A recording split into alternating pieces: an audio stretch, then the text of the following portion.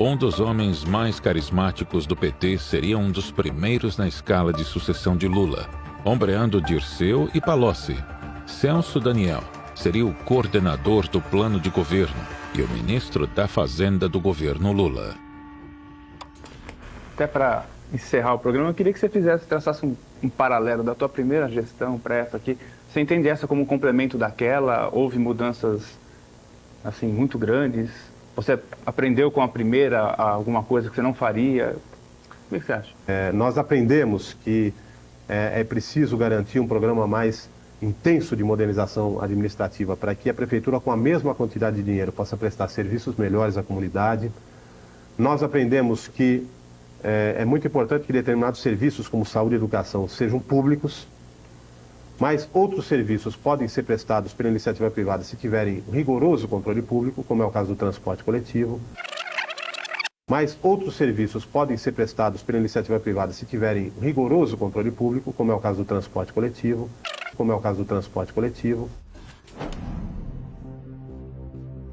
O Ministério Público de São Paulo aponta que em 2002, Santo André era um dos principais locais de arrecadação de dinheiro irregular do PT e ficou conhecido como o laboratório de corrupção do partido. O que era feito em Santo André após a eleição de Lula em 2002 passou a ser praticado em larga escala, dando origem a outros esquemas de corrupção como o Mensalão e o Petrolão. Os escândalos da Petrobras acabaram sem querer, dando uma nova projeção ao caso de Celso Daniel. Havia um cadáver no meio das investigações da Lava Jato. Em depoimento ao Ministério Público de São Paulo, o empresário Marcos Valério citou o ex-presidente Lula como um dos mandantes do assassinato do ex-prefeito de Santo André, Celso Daniel, em 2002. A informação é da revista Veja. A reportagem tem como base um depoimento do empresário Marcos Valério, condenado por atuar em esquemas de desvio de dinheiro público e pagamento de propinas para o governo do PSDB em Minas Gerais e no caso do Mensalão do PT. Marcos Valério teria afirmado que em 2003, o então chefe de gabinete do presidente Lula, Gilberto Carvalho, o chamou e disse: "O Ronan está nos chantageando, a mim, ao presidente Lula e ao ministro José Dirceu, e preciso que você resolva." Ele se referia a Ronan Maria Pinto, dono de jornal e de empresas de ônibus no ABC Paulista, condenado por participar de um esquema de corrupção no transporte público de Santo André na gestão do prefeito Celso Daniel, do PT. Valério entendeu que deveria comprar o silêncio de Ronan e o procurou. Segundo a Veja, Valério teria dito que quando exigiu dinheiro para ficar calado, Ronan declarou que não ia pagar o pato sozinho e queria citar o presidente Lula como mandante da morte do prefeito de Santo André.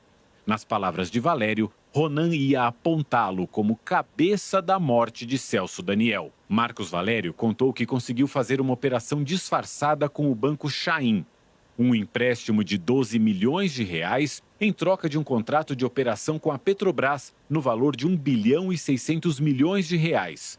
Segundo Valério, dos 12 milhões, 6 foram para Ronan e a outra parte foi entregue ao petista Jacob Ittar, amigo de Lula e ex-conselheiro da Petrobras. No depoimento, Marcos Valério contou que a cúpula do PT sabia da chantagem de Ronan e da compra do silêncio dele, inclusive o ex-presidente Lula. Segundo a reportagem, Valério disse: "Eu virei para o presidente e falei assim: 'Resolvi, presidente.'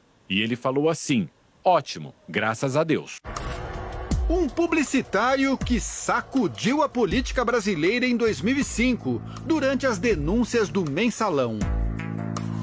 Marcos Valério foi condenado a mais de 50 anos de prisão por pagar propina a parlamentares que compunham a base de apoio do governo do ex-presidente Lula.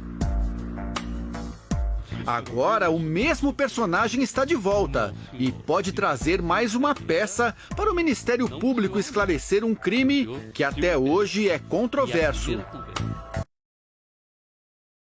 Uai, seu app de vídeos curtos.